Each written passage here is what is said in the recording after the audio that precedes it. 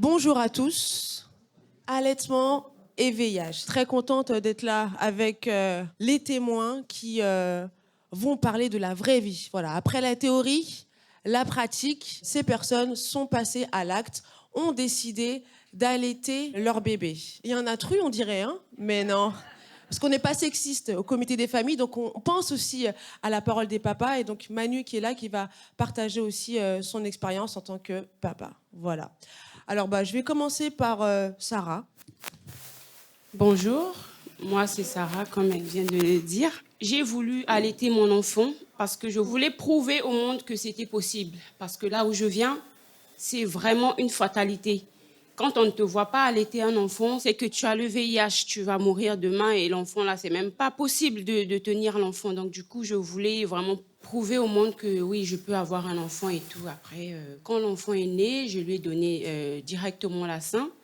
Et après, j'ai constaté qu'il y avait des plaies, mes tétons s'ouvraient et tout. Et j'ai pris peur, j'ai demandé à voir un médecin.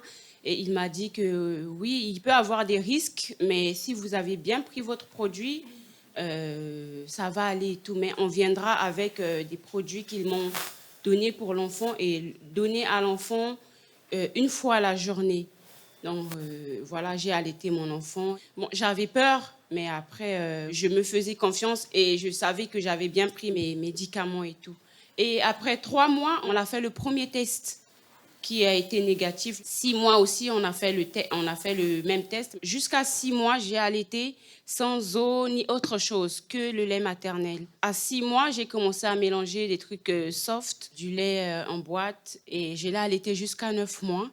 Et c'est à 9 mois que j'ai commencé à lui donner de la sémoule, de la nourriture que je mange. Ça a été un challenge pour moi et je suis sûre que je l'ai réussi parce qu'aujourd'hui, ma fille est plus forte que jamais.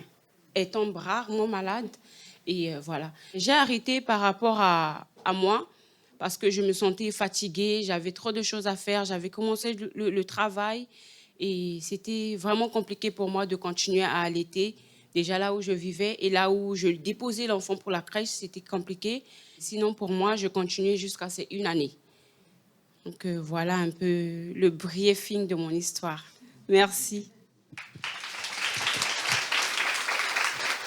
Si tu n'avais pas allaité, ça aurait été compliqué pour toi d'expliquer pourquoi tu n'allaites pas? Bon, en Afrique du Sud, j'étais qu'avec son père qui le savait aussi. Donc du coup, c'était à moi la décision d'allaiter ou de ne pas allaiter. Mais moi, j'ai choisi d'allaiter parce que je sais que le lait maternel est vraiment riche. Et du coup, je le tenais, je voulais allaiter. D'ailleurs, je veux allaiter tous mes enfants. Donc du coup, voilà, c'était mon choix. Ok. Ensuite, je vais passer la parole à Thaïs. Est-ce que pour toi, c'était naturel d'y penser? Quel a été ton cheminement? Alors bonjour à tous, donc je suis Thaïs et donc moi c'était pas du tout naturel parce qu'en fait j'en étais restée que VIH, césarienne, pas d'allaitement, j'en étais restée là et en fait moi j'ai le VIH depuis 1993, donc dans les années 90 c'était de toute façon vous oubliez votre idée de maternité, là c'est n'importe quoi, c'est pas du tout pour vous. Et puis donc, je suis quand même tombée enceinte malgré les précautions que je prenais. Et donc, j'ai fait des interruptions de grossesse. Et quand, en 2015, je suis de nouveau tombée enceinte, le gynécologue qui me suivait à Saint-Antoine me dit, mais aujourd'hui, VIH ou pas, on peut avoir des enfants sans problème, c'est pareil. Bon, la grossesse n'a pas tenu, mais j'avais gardé ça en tête. Et quand 2 ans après, je suis retombée enceinte, je me suis dit, VIH ou pas, c'est pareil. Donc, est-ce que c'est pareil sur tous les plans? Et je me suis rendu compte qu'en France, c'était pas du tout pareil sur le plan de l'allaitement. Donc, je me suis renseignée, j'ai contacté la Leche League, le comité des familles, les associations pour avoir des renseignements, parce que trouver des recherches en français quand on n'est pas médecin, c'est quasi impossible. Enfin, c'est compliqué. Et puis, j'avais l'impression qu'en face de moi, j'étais face à un mur, c'est-à-dire que la sage-femme avec qui je discutais à l'hôpital, c'était niette, et puis on n'en parle pas. Et puis, c'est même pas, on évoque le sujet. C'était non, les recommandations, c'est ça, mais oubliez. J'ai dit, mais alors, réfléchissons. Alors, je venais avec les petites informations que j'avais. Et là, on m'a dit, non, mais vous n'êtes pas africaine, encore si vous étiez africaine. Donc, je dis, c'est quand même super bizarre de me répondre comme ça. J'ai quand même dû lutter, parce que du coup, j'ai fini par prendre cette décision d'allaiter. D'une part, parce que je sais les bienfaits du lait maternel, mais aussi, j'étais en dépression, et je sais que ça réduit grandement la dépression postpartum, que ça aide au lien mère-enfant, et cet enfant qui était arrivé là accidentellement, d'un papa qui n'était pas là, est-ce que j'allais m'attacher? Donc tout ça a fait que j'avais pris cette décision. À partir de ce moment-là, où quand je me suis vraiment heurtée au corps médical qui était totalement fermé, c'est devenu un combat. Et du coup, je me suis accrochée à cette idée en disant, mais c'est pas possible, il faut qu'il y ait une discussion qui soit possible. J'ai 3 neurones, je peux réfléchir. Je trouvais qu'on m'infantilisait beaucoup. Et donc voilà, le choix était plus progressif, mais à la fin, j'étais un petit peu dans le même état d'esprit en disant let's fight, quoi. Un peu, voilà, je voulais faire entendre ma voix. Il y avait donc la pédiatre aussi qui me suivait, qui m'avait dit un truc assez étonnant, mais en même temps qui m'avait donné en même temps le courage d'aller au bout. Je pense que c'était l'inverse qu'elle voulait faire, en me disant vous avez peut-être raison, mais on le saura dans 10 ans. Et alors, je pense qu'elle voulait me dissuader. Et moi, au contraire, je me suis dit, si j'ai raison, mais même si on le sait dans le 10 ans, autant essayer de le démontrer aujourd'hui. Après, ce que j'ai trouvé difficile, c'est que c'est pas si évident comme choix, parce qu'il y a toujours un doute qui plane, le doute de la transmission, le doute de la toxicité. Alors, mon fils, il a reçu une prophylaxie pendant 6 semaines. Mais il y a quand même un doute qui plane. Et j'aurais voulu des examens plus réguliers. Alors j'ai essayé de feinter pour avoir quand même des prises de sang 12. J'allais voir mon généraliste en disant oui, il faudrait faire un petit bilan là, pour être sûr de pas faire pour pas prendre trop de risques. Il y a un moment, j'étais plus très sûre. J'avais pas fait de bilan depuis un petit bout de temps. Je me suis dit là je vais tirer à l'été, je vais faire du flash pasteurisé parce que je suis pas sûre de moi. Là, je voudrais pas faire. Et parce que il y a des moments, j'avais des nuits où je dormais pas trop tranquille. Donc je me suis dit, oui, en même temps, la pédiatre elle me dit des trucs, c'est pas faux non plus. Donc du coup, voilà, ça n'a pas été toujours tranquille. Mais au final, je suis plutôt contente de l'avoir fait. Et puis surtout, mon fils va bien aujourd'hui. Et ça, c'est quand même chouette.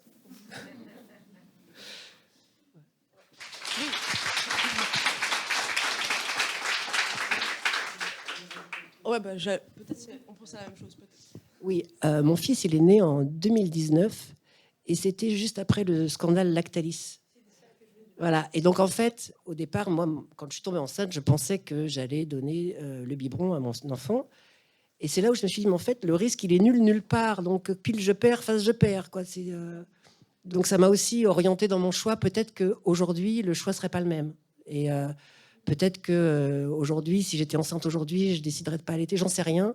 Mais je sais que ça a beaucoup pesé dans le choix que j'ai fait à ce moment-là. Comment tu as été soutenue par le personnel médical? Est-ce que tu as eu des bonnes ou des mauvaises surprises, ou les deux? Alors, j'ai eu les deux.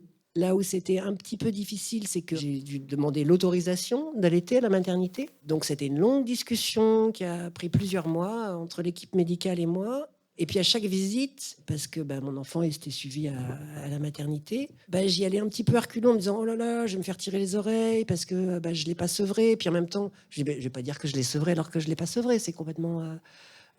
Donc c'était à chaque fois c'était un peu difficile.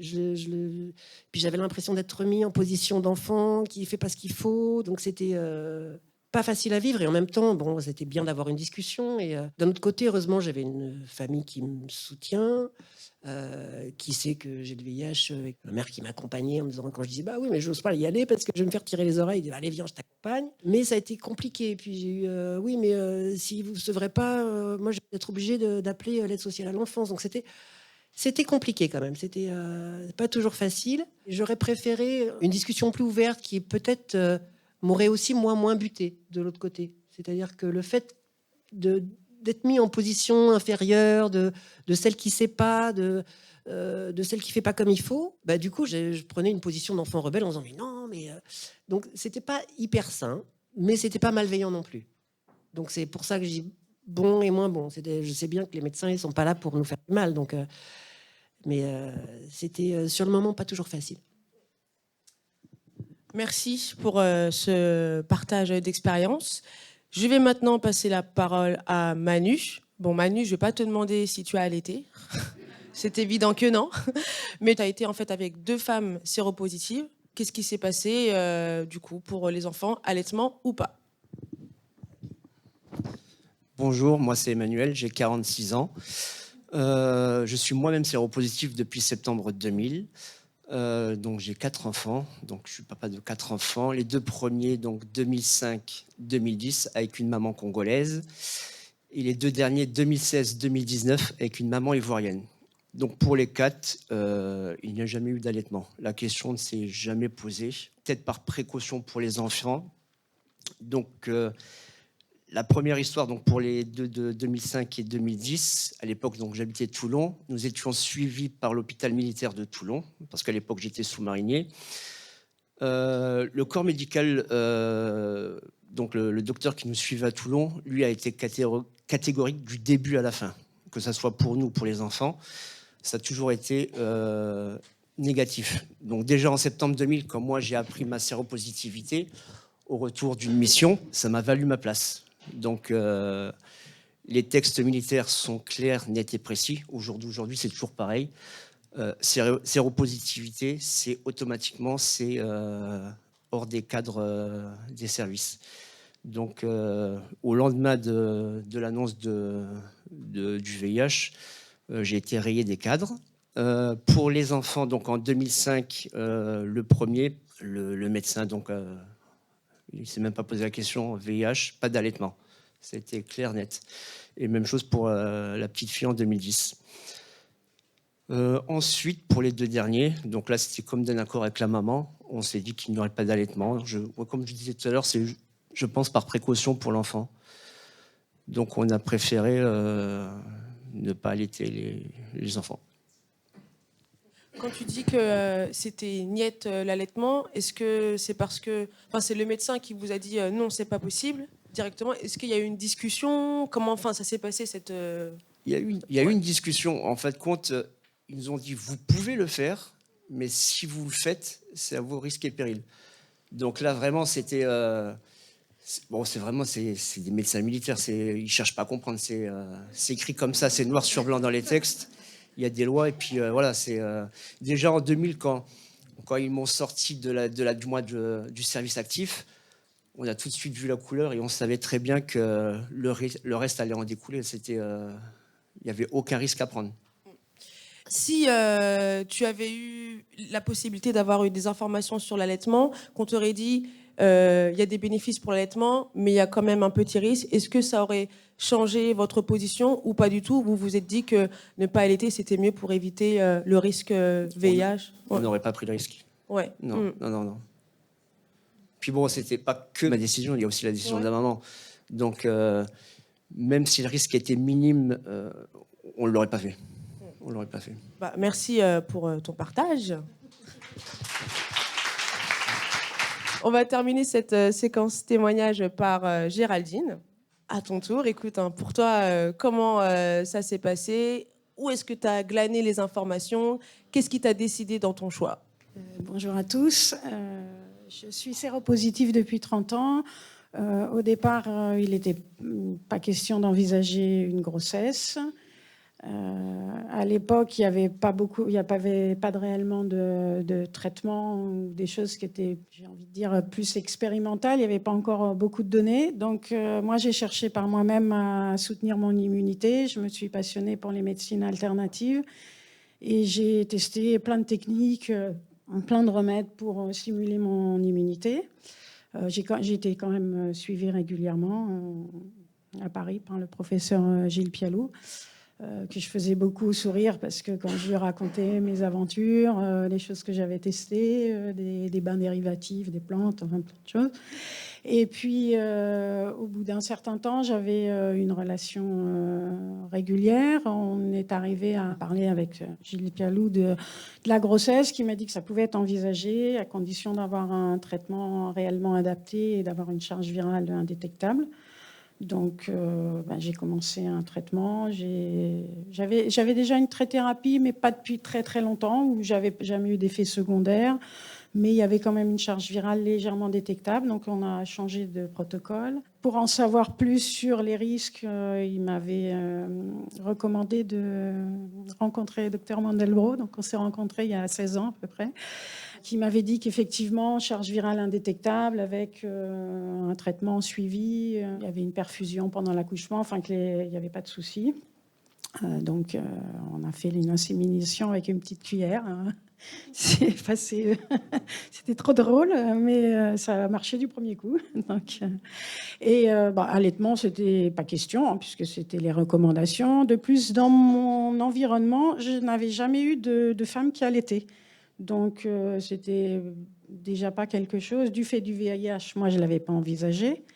Et puis, 15 jours avant la date prévue de l'accouchement, j'ai rencontré une jeune femme enceinte qui était conseillère en allaitement et qui me dit « c'est génial, tu vas allaiter ». Je lui dis « Non, j'ai des contre-indications ». Elle me dit « Mais non, les contre-indications, c'est n'importe quoi. Il faut vraiment approfondir les sujets. Il n'y a que des cas tellement exceptionnels. » Elle était loin de se douter que je faisais partie de ces cas exceptionnels. Donc, on a convenu de se rappeler le lendemain. Dans la nuit, elle m'avait quand même envoyé un mail avec tous les bienfaits de l'allaitement. J'avais eu de la documentation, c'était une acharnée. Hein. Donc, j'ai commencé à lire. Entre-temps, quand le lendemain, elle m'a appelé et que je lui ai expliqué mon cas, elle est tombée un peu des nues. Et elle m'a dit, écoute, je vais quand même te mettre en contact avec Léa Cohen, qui est une grande spécialiste de l'allaitement et qui a plein de recherches, qui a fait des formations. Donc, et Léa m'a fait passer des études qui avaient été faites notamment en Afrique du Sud sur le fait de tirer son lait et de faire une forme de stérilisation, enfin de le chauffer entre 56 et 60 degrés pendant 15 minutes. Donc j'ai lu les résultats de ces analyses. J'avais aussi une question par rapport au fait que je prenais un traitement et que est-ce que le fait que le bébé continue de prendre le traitement à travers le lait, ça aurait des incidences. Donc elle m'a fait passer des études qui avaient été faites au Canada sur les traitements médicamenteux à travers le lait maternel. Et puis bon, j'ai écumé tout ce ils ont balancé des infos. Il y en avait tellement qu'à un moment, j'étais persuadée que l'allaitement, c'était quand même hyper important. C'était donner énormément de chance à son enfant. Et que même si je devais stériliser le lait et tuer certains nutriments, certaines bactéries, il y en aurait toujours plus, de mon point de vue, que dans un lait artificiel. Et donc là, j'ai cherché des moyens de comment pouvoir surveiller la température. J'ai fait des tests.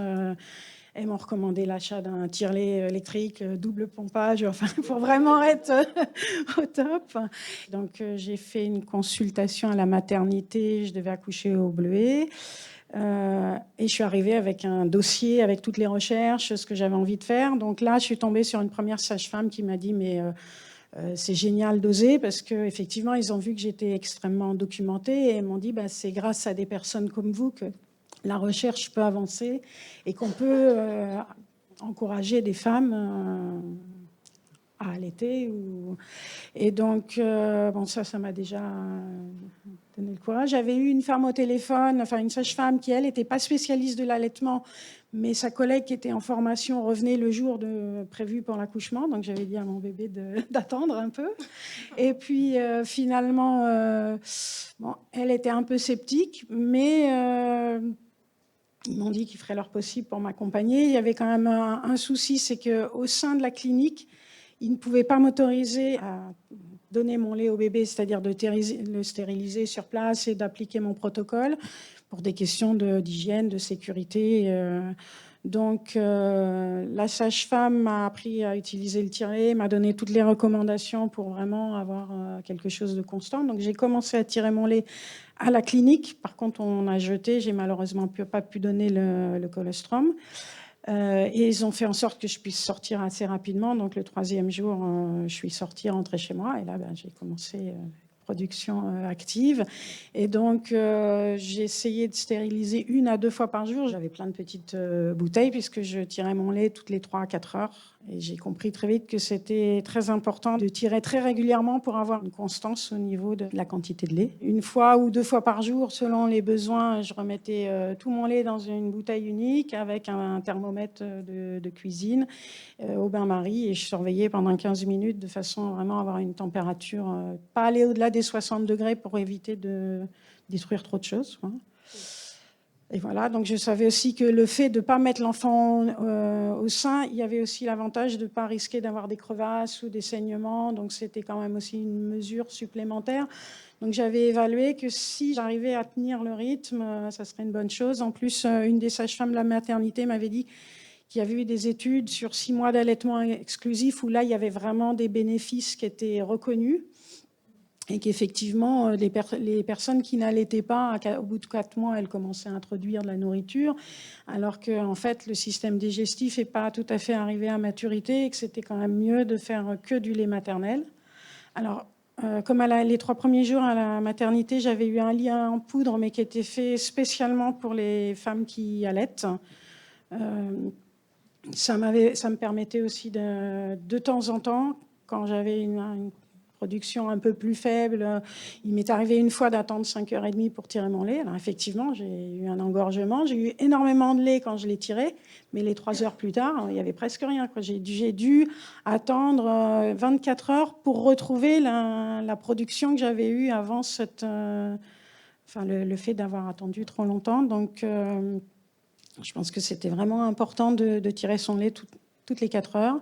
Au bout de 2 mois et demi, j'ai repris le travail. Donc, fallait que j'emmène le tire-lait, que je conserve dans un frigo sur mon lieu de travail. Donc, c'était pas toujours... Mais bon, je l'ai fait quand même pendant 8 mois. Et au bout de 8 mois, quand j'ai arrêté, c'était surtout mon mari qui en avait marre du réveil à 4 heures du matin. Parce que mon fils a fait ses nuits, mais quasiment au bout de 3 semaines, enfin ses nuits. Disons qu'à minuit, il s'endormait. Moi, je le réveillais à 6 heures du matin les 6 premières semaines, puisque j'avais un traitement aussi de prophylaxie qui a été donné les 6 premières semaines. Mais lui, il dormait parfaitement bien. Et c'est moi qui m'imposais un réveil toutes les 4 heures. Par contre, c'est vrai que les premiers mois, j'ai vraiment calculé mon rythme sur le sien. Donc, je refaisais une petite sieste dans la matinée, une sieste l'après-midi. Et tout s'est bien passé, quoi. Donc voilà. Et puis toute une organisation, hein, disons. Oui, c'était une aucun organisation. Regret. Non, aucun regret. La seule chose, c'est que je sentais l'enfant. Je faisais beaucoup de peau à peau. On était très proches. Les premiers mois, il dormait avec moi ou vraiment dans un couffin à côté du lit. Donc il y avait beaucoup de contacts et je sentais l'instinct où quand on prenait une douche ensemble, le petit nez comme un petit animal qui renifle et qui va directement sur le sein. Et c'est vrai que des fois, c'était frustrant de le repousser parce qu'on sentait qu'instinctivement, si je ne l'avais pas repoussé, il aurait trouvé tout seul le chemin, quoi. Donc, et effectivement, il y avait une intendance puisque c'était 7 à 8 fois par jour. Et au bout des 3 mois, je suis descendue à 6 fois par jour. Une fois que c'est installé, c'est plus facile. Et que si on a un écart un peu plus important, on peut là, c'est une fois que c'est bien mis en route, ça va. Mais les premiers mois, je pense que c'est très, très important de tirer régulièrement. Et moi, je tirais les 2 seins jusqu'à la dernière goutte pour vraiment... En plus, au bout d'un mois, il prenait quand même 1 litre par jour. Donc, c'était une grosse quantité. Ouais. Et il réclamait. Bon. Merci pour ce partage. On aura l'occasion de discuter davantage. Je vais maintenant passer la parole à Dorothée, médiatrice au comité des familles, qui va nous présenter le résultat d'un questionnaire. Ça va être une présentation en binôme pour compléter un petit peu tous ces témoignages très précieux et émouvants. L'idée, c'était de partager avec vous quelques verbatims et éléments d'analyse. Donc, notre objectif, c'était recueillir la vie et le vécu des femmes vivant avec le VIH sur l'alimentation du nouveau-né afin d'enrichir les débats. Ce n'est pas une étude épidémiologique, il n'y a pas de représentativité, pas de tirage au sort, c'était vraiment pas notre but. Alors, la méthode qu'on a utilisée ici, c'est élaboration des questionnaires avec des questions ouvertes posées à 27 femmes concernées par l'allaitement et le VIH, bénéficiaires de Décile Moi un Mouton et du comité des familles.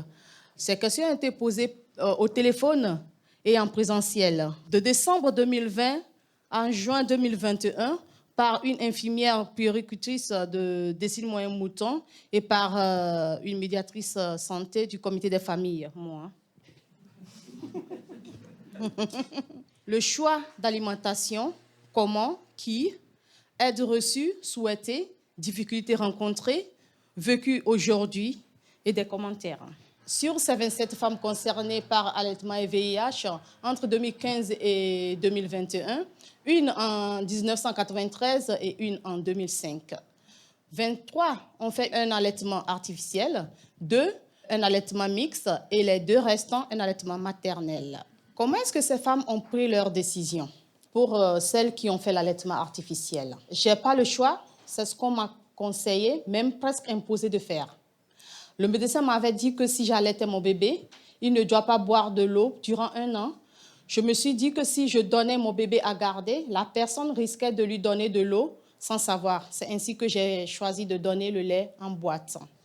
Le médecin l'avait exigé, il ne m'avait pas laissé le choix. C'est moi qui ai choisi parce que mon bébé était malade après sa naissance et il était hospitalisé. Du coup, je n'avais pas donné le sang. Quand on est rentré à la maison, j'ai continué avec le lait en boîte. Le médecin m'a dit que si je donne le lait maternel à mon bébé, il sera contaminé. Donc là, c'est un verbatim un petit peu différent. Dans le cadre d'un allaitement mixte, la personne a trouvé des informations sur Internet, elle a sollicité l'avis d'experts. Une fois renseignée, elle a globalement fait le choix de l'allaitement maternel. Elle en a discuté et informé à la fois son infectiologue et son gynécologue. Et après, il y a eu en fait un contexte d'accouchement de nuit avec un bébé de très petit poids. Et donc, du coup, le personnel de nuit qui n'était pas au courant de tout ce qui avait été décidé a donné, parce que le bébé était de très petit poids, un premier biberon. Et par la suite, cette personne s'est tournée vers une conseillère en lactation qui lui a dit que vu qu'il y avait eu un premier biberon, a proposé de tirer son lait, de le pasteuriser pendant 3 semaines, le temps que l'œsophage du bébé se répare, et qu'ensuite, elle pourrait reprendre sa décision qui était d'allaiter au sein. Alors, celles qui ont fait l'allaitement maternel, parce que le gynécologue m'avait dit qu'aujourd'hui, VIH ou pas, c'est pareil.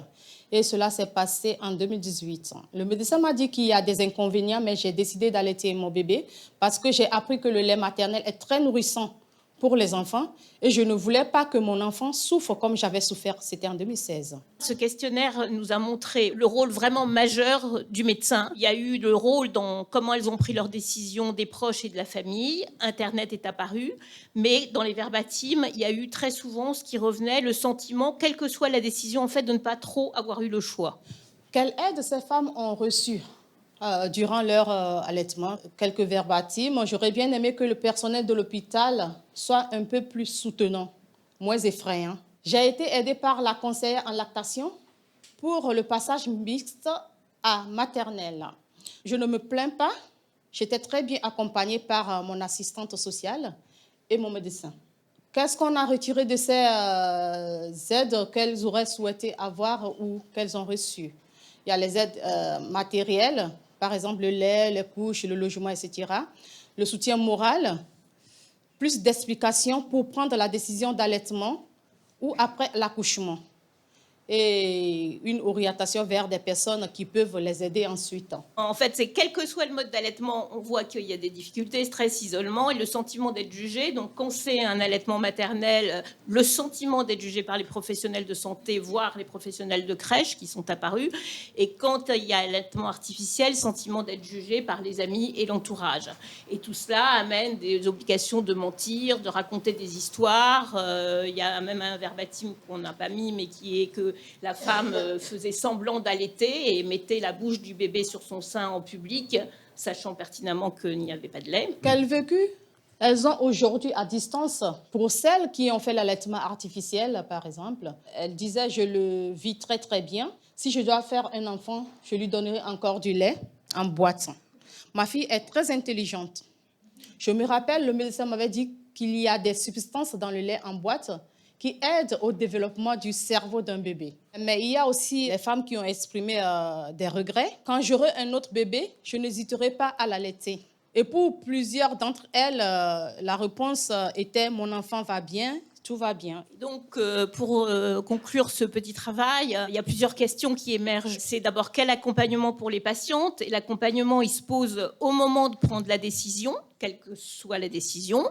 Et l'accompagnement, il se pose aussi une fois la décision prise, notamment pour le moral, avec éventuellement d'autres intervenants, psychologues, associations et ou soutien par les pairs. Mais au-delà, Ce qui est apparu vraiment en filigrane des réponses des 27 personnes, là, c'est quelle relation soignant-soigné on veut et on arrive à instaurer. Qu'est-ce qui est dit? Comment c'est dit? Comment la patiente prend sa place réellement dans la décision? Et est-ce que c'est vraiment une décision partagée? C'est pas si simple. C'est pas si simple pour les professionnels. C'est pas si simple pour les patients, hein, clairement. Quelles sont les explications qui sont données et quelles sont les explications qui sont comprises? Thaïs a parlé du côté infantilisant des fois, et on est vraiment dans ce sujet-là. Comment la décision est partagée entre les professionnels et les patients? Comment on n'infantilise pas, ce qui, dans ton cas, Thaïs, a augmenté plutôt le challenge. Il y a plein d'autres questions, mais on voulait zoomer là-dessus. Merci de votre attention à tous. Merci. Akbe aux femmes qui ont accepté de répondre. Eh bien, c'est à vous de poser des questions ou bien de partager une expérience. Qui veut se lancer? Bonjour à tous. Moi, je suis Calorine. Je suis une personne concernée et même membre du comité. Mais ma question actuellement se pose précisément à Thaïs, dont son expérience est beaucoup plus récente, pour savoir quelle est la réalité d'accompagnement sur le terrain aujourd'hui. Du moment où elle s'est lancée toute seule dans son projet de vouloir allaiter, est-ce que tu as eu un accompagnement, un protocole d'accompagnement régulier, comme par exemple la prophylaxie pour l'enfant ou même la vérification de la charge virale à une période donnée différente du suivi habituel qu'on a de nos bilans? Alors, je ne me suis pas lancée toute seule dans l'aventure parce que VIH ou pas, l'allaitement, c'est pas forcément évident. Donc, j'ai eu la chance de rencontrer une conseillère en lactation que j'ai pu contacter de la maternité parce que à la maternité, pour le coup, j'ai pas été ni accompagnée ni conseillée. Déjà, j'avais des recommandations contradictoires. Faut faire ci, non, faut faire l'inverse, selon le personnel qui venait. Donc, c'était très déroutant. Et puis, donc, mon fils, il a reçu une prophylaxie 6 semaines au lieu de 2, ce que j'ai cru comprendre, donc plus longtemps. Par contre, vérifier la charge virale, il n'y avait pas de surveillance supplémentaire. Mais comme moi, j'étais un peu inquiète, j'ai un peu, entre guillemets, magouillé pour pouvoir obtenir des prises de sang un peu plus régulièrement pour ma propre sérénité d'esprit. Voilà. C'est à nouveau Julie Bottero. Moi, je voulais partager le fait que parfois, j'ai eu à accompagner des femmes dont je pensais qu'il n'y avait pas de risque pour elles parce qu'elles étaient indétectables depuis très longtemps. Je leur ai dit qu'à mon avis, elles pouvaient explorer l'option de l'allaitement. Finalement, à chaque fois que j'ai fait ça, elles ont choisi de ne pas allaiter parce qu'elles étaient inquiètes et stressées. Et on voit bien que le stress, dans tous vos témoignages, est quand même assez important. Donc, c'est pour ça qu'on a besoin de données. Et je réitère mon appel encore une fois à ce qu'on ait des données effectivement plus robustes pour pouvoir mieux rassurer ou au contraire mieux alerter encore. Et à l'inverse, moi, je suis vraiment partisane du fait que les femmes et les personnes aient le choix. Mais je pense qu'il faut faire attention au risque inverse qu'on a aujourd'hui dans la société générale des personnes non infectées par le virus du VIH, qui est l'injonction extrême à l'allaitement. Et ça, c'est aussi extrêmement pénible.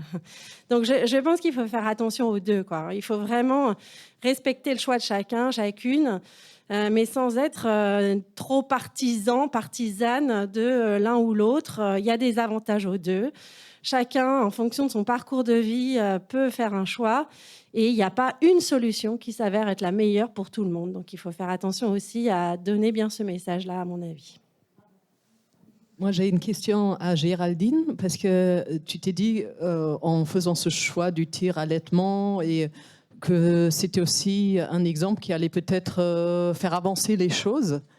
Et ça m'a interpellée parce qu'il me semble que ton fils a 15 ans. Et je me suis dit, est-ce que tu as, du coup, ayant pensé que ton exemple sera éventuellement un exemple pour peut-être imaginer que le tir-allaitement soit plus connu ou les recherches autour de l'allaitement, est-ce que du coup, tu t'es dit qu'en 15 ans, en fait, il ne s'est pas passé grand-chose Oui, alors, c'est pas moi qui me suis dit que ça pouvait faire avancer les choses. C'est un retour des sages-femmes. Hein. Moi, j'ai pas pensé à ça directement. Moi, j'avais eu accès à tellement d'informations à l'espace de 15 jours que que j'aurais culpabilisé de ne pas essayer, parce que j'étais tellement persuadée des bienfaits, des avantages, que pour moi, je me devais au moins d'essayer. Alors, bien évidemment, si j'avais eu trop de frustration, de fatigue, j'aurais interrompu l'expérience. Mais de par les retours, enfin toutes les informations que j'avais lues et les retours que j'ai eus aux quelques personnes auxquelles j'en ai parlé, j'en ai pas parlé avec les médecins puisque ça s'est fait dans un court terme. J'ai eu 15 jours pour prendre la décision. Et à l'époque, le professeur Pialou était en congé. Donc, il l'a su une fois que j'avais déjà bien avancé. J'avais déjà rencontré un pédiatre aussi, Catherine, qui a suivi le bébé pendant les 2 premières années, puisqu'on a fait des contrôles réguliers. Mais c'est surtout que je me devais d'essayer du fait de toutes les informations. Après, aujourd'hui, encourager une femme séropositive, j'ai envie de dire que ça dépend de son état de santé, de sa motivation, de sa capacité physique, parce que ça peut être fatigant et que c'est pas évident. D'autant plus que j'ai pas eu l'occasion de réellement suivre des femmes séropositives dans mon entourage qui ont eu des grossesses. Par contre, j'ai suivi des femmes en parfaite santé qui ont voulu allaiter et qui ont eu des échecs parce qu'elles n'étaient pas encouragées. Donc je pense que si on prend la décision, c'est très important d'être suivi, encouragé, d'avoir des contacts avec un vrai spécialiste de l'allaitement qui va pouvoir encourager les femmes, leur donner des réponses dès qu'elles auront des inquiétudes ou des questions. Et le fait d'avoir tiré mon lait, ça m'a permis vraiment de voir la production, ce que ne peut pas voir une femme qui met directement au sein, et surtout de voir la différence d'un jour à l'autre. Moi, j'ai vu le lait qui est passé de presque transparent, juste un peu comme une eau légèrement blanchâtre.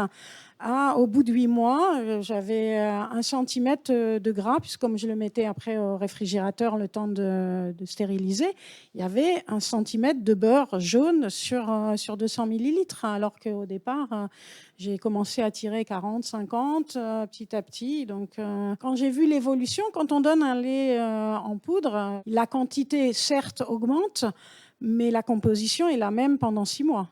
Moi, mon lait, non seulement la quantité augmentait, mais la composition était différente. Donc tout ça, ça m'a encouragée aussi à poursuivre.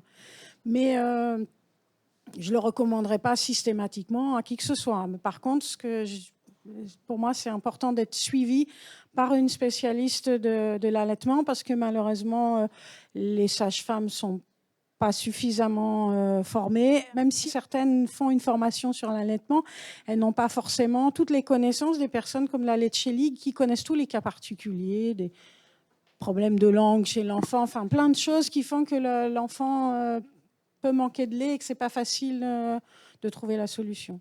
Je me permets juste de dire que moi, pendant ma grossesse, j'ai téléphoné à Géraldine parce que je cherchais des informations. Et que du coup, je me suis dit, il y a une femme qui l'a fait. Son fils, il a 11 ans, il va bien. Il y a une femme. Donc moi, elle a été quelque part une inspiration pour moi. En tout cas, elle m'a fait voir qu'il y avait quelque chose de possible, même si c'était de l'organisation. Parce qu'au départ, j'avais d'abord imaginé tir à l'été. Donc voilà. Et toi, Sarah, est-ce que tu avais pu partager ton expérience avec d'autres mamans séropositives ou tu te sentais un peu seule? Alors, avant de connaître le comité de famille, j'étais dans une association que je tais le nom. Là-bas, il y a aussi des femmes séropositives qui ne veulent catégoriquement pas allaiter. Et moi, j'essayais de leur partager mon expérience. Je leur disais que c'est possible d'en parler avec leur médecin et tout, mais elles ne voulaient pas. Et quand j'essayais de parler à la responsable, lui expliquer mon expérience, qu'elle le dise aux femmes, qu'elle fasse passer le message, elle me ramenait à une raison comme quoi l'allaitement, c'est catégoriquement interdit. Il ne faut pas dire des mensonges. Elle me disait quoi? Il faut pas faire entrer ça dans la tête des gens ici, là et tout. J'ai dit, mais c'est possible d'allaiter. Elle ne voulait rien savoir. Donc, du coup, je m'étais tue. Mais sinon, quand je voyais quelqu'un qui a besoin d'écouter mon histoire, je lui en parlais et elle se disait, bah oui. Donc, si un jour j'essaie d'avoir un autre enfant, j'essaierai de poser des questions à mon médecin. J'ai dit oui, si tu veux allaiter, bah, c'est le mieux à faire. Voilà. Je me posais la question par rapport à ce qu'on disait ce matin sur recommandations, c'est pas injonction, et l'autonomie, vraiment le choix de chaque personne. Et ces témoignages sur les sons de cloche qui sont tout le temps différents dans les maternités. Alors déjà, en dehors du VIH, on sait que c'est un problème qu'on rencontre dans les maternités, puisque d'abord, il y a un niveau de formation qui est inégal, les gens sont plus ou moins fatigués, plus ou moins motivés, et il y a les catégories professionnelles entre les pédiatres, les sages-femmes, les auxiliaires de puériculture qui n'ont pas toujours le même discours. Alors je me dis ça d'autant plus facilement qu'en tant que gynéco-obstétricien, généralement, c'est pas nous qui nous occupons de l'allaitement au quotidien, hein. Mais toutes les personnes qui s'en occupent n'ont pas forcément exactement le même discours. Donc j'étais en train de me dire que tout compte fait dans un domaine comme celui-là, il va falloir qu'on ait vraiment des recommandations assez fortes, une sorte de guide pour ne pas renvoyer chacun à je vais me renseigner, je vais voir avec si ça peut se faire, et puis après je vais essayer de convaincre, et puis je vais tomber sur quelqu'un qui n'est pas au courant des recommandations qui ont peut-être évolué, qui va pas me donner les bons conseils, etc. Ou je vais me retourner vers une association, pourquoi pas, je vais aller à la Leche League par exemple, qui fait un énorme boulot. Mais d'imaginer que dans les maternités, on pourra, dans les premiers jours qui sont quand même cruciaux, la mise au sein en salle d'accouchement, tout ça, je veux dire, ça va pas s'improviser. Et donc, il va falloir quand même qu'on donne un guide. Et il suffit pas de dire, voilà, on ouvre la possibilité de l'allaitement. Il va faire vraiment un travail assez approfondi, je pense. Oui, j'avais une question sur l'observance, parce que ce matin, on a vu à quel point, évidemment, c'est important que la maman reste observante pendant la période de l'allaitement. Est-ce que ça vous a motivé pour bien prendre votre traitement, ou est-ce que vous avez eu quelques moments de relâchement? Alors moi, dès lors où le médecin m'a dit qu'il n'y aura pas de problème, il suffit juste de bien prendre tes médicaments et tout. Avant, je décalais les heures, mais dès lors où il m'a dit ça, j'ai commencé à prendre 8h, 20h. Je ne passais pas une minute. Je ne passais pas une minute jusqu'à ce que l'enfant naisse, jusqu'à ce que l'enfant ait ses 9 mois. Je prenais à 8h, 9h. Je ne voulais même pas dépasser une minute. Donc, voilà. Et pour vous? Pour moi, c'était important de respecter les règles. Je m'étais donné quand même beaucoup de mal pour mettre tout en place. Donc, ça me semblait évident de continuer le traitement pendant toute la période d'allaitement. Alors moi, j'ai toujours été très observante. Donc ça n'a pas changé grand-chose, si ce n'est qu'on a changé de traitement pour que ça soit compatible avec la grossesse et l'allaitement, parce que j'étais passée à un traitement en 1 pilule par jour. Donc du coup, on a dû reprendre un plus vieux traitement où il y avait plus de recul. Mais sinon, j'ai toujours été très observante, comme en plus des précédents traitements, mon corps n'était plus réceptif. Je sais à quel point c'est important d'être hyper constant. Donc ça n'a pas changé. Pareil, toujours respecter les horaires, jamais d'oubli, toujours à l'heure fixe. Donc, Lise Selleret, je suis gynécologue à la maternité de Tenon dans le 20e. Et donc, moi, je trouve qu'on a beaucoup de chance aujourd'hui parce qu'on n'a que des patients idéaux qui prennent hyper bien leur traitement. Donc, je suis un peu obligée de rappeler, puisqu'on a dit qu'on était dans la vraie vie. Moi, ma vraie vie en ce moment, c'est que j'ai une patiente à 28 000 copies et une autre à 2 000 qui me disent qu'elles ont bien pris leur traitement. Donc, voilà. Donc, c'est ça aussi la vie de l'autre côté. C'est-à-dire que vous nous voyez peut-être comme des persécutants. C'est-à-dire on peut persécuter en disant c'est vraiment pas raisonnable. La décision partagée, c'est effectivement bien de pouvoir la partager. Nous, on a beaucoup de femmes qui sont seules, quoi. Il y a l'isolement, on va dire. Vous allez être toute seule pour vous lever 10 fois la nuit, ou 2 fois la nuit, ou 0 fois la nuit. Il va falloir prendre vos traitements à heure fixe, etc. C'est vrai que ça rajoute des choses supplémentaires. Donc, c'est vrai que dans l'isolement complet, c'est pas facile de leur dire sur un premier bébé, oui, la mise au sein, ça va être facile, ça va être des choses qui vont bien se passer. Sur des dames qui ont déjà eu des bébés, qui ont allaité, par exemple, en Afrique, il nous arrivait plus facilement de se dire, oui, ça va être quelque chose qui va rouler et pour lequel, avec un soutien normal, elle va aller très bien. Mais pour des dames dont c'est le premier bébé ou la première allaitement, c'est vrai que ça nous met, nous aussi, en difficulté, parce qu'on a quand même aussi beaucoup de patientes qui n'ont même pas d'hébergement stable pour quand elles vont sortir de la maternité, elles sortent au 115. Voilà, c'est des choses supplémentaires, alors que finalement, trouver du lait avec les assistantes sociales, ça nous est pas difficile. Alors que d'organiser après, de se dire, oui, je pense qu'on n'a pas fait, de se dire, ces dames-là, on les voyait tous les mois comme pendant la grossesse. Moi, j'ai une dame à qui j'ai dit, oui, mais alors à ce moment-là, on continue les prises de sang tous les mois. Elle me dit, oh non, quand même pas. Je me dis, bah, si, peut-être quand même. Donc voilà, c'était mon témoignage à moi. Oui, mais j'aurais bien aimé qu'on me le propose. Parce que c'est mon propre cas personnel. Je sais que moi, à 42 copies, c'était quand j'ai fait un blip pendant ma grossesse, c'était à ce moment-là hors de question que j'allaite. Mais donc à 28 000 copies, je n'imagine même pas. Mais par contre, en tant que maman solo, moi, ça a été plutôt plus simple de ne pas avoir à faire de la vaisselle, de biberon, et d'allaiter directement. Pour moi, l'allaitement, c'était plutôt une facilité. C'est-à-dire que j'ai vraiment toute l'intendance qui est en moins. Alors, je parle pas de l'intendance du tir-allaitement, ça, c'est encore autre chose. Mais c'est aussi... Ça peut aussi être vu comme une facilité. Après, le nombre de copies, c'est pas donné non plus à toutes les femmes qui ont le VIH d'allaiter. C'est-à-dire qu'il faut quand même que les conditions soient respectées et que l'observance soit là. Parce que moi, j'ai une amie, elle me dit qu'elle prend ses médicaments, mais je sais très bien qu'elle est persuadée que sa tisane aux fleurs va la guérir. Donc, c'est... Et moi également, une réaction très courte à l'intervention d'Élise qui nous ramène à la vraie vie, mais aussi au type de soutien qu'on peut offrir en France. Et la carence de formation du personnel de santé, des personnes spécialisées, c'est plus facile de proposer du biberon et des boîtes de lait plutôt qu'un vrai soutien à l'allaitement. Pour ne pas parler des politiques de travail, de la reprise du travail des femmes, comme vous l'avez souligné dans vos témoignages, avec un congé maternité un peu plus long et aussi, car comme justement Madame le rappelait, les réco OMS sur les bienfaits de l'allaitement, bien que les choix soient individuels et adaptés et libres à tout le monde, mais sont pour tout le monde. L'OMS, les bienfaits de l'allaitement ne les préconise pas que pour l'Afrique. Et juste un tout petit commentaire suite à vos propos. Effectivement, à 28 000 copies, même pas, on imagine. Donc, je pense là, tout le monde est d'accord. Mais par contre, c'est un autre sujet, la décision partagée. Et en fait, c'était presque un plaidoyer pour la décision partagée et de militantisme pour que la décision soit quand même prise, que les informations soient partagées, parce que c'est pas parce qu'on est au 115 qu'on n'a pas de neurones qui connaissent, comme dit Thaïs, ou voilà. Donc c'est deux sujets différents, c'est-à-dire effectivement, on a des contextes biologiques, de vie, de je sais pas quoi, qui vont orienter d'un côté ou de l'autre. C'est un premier sujet.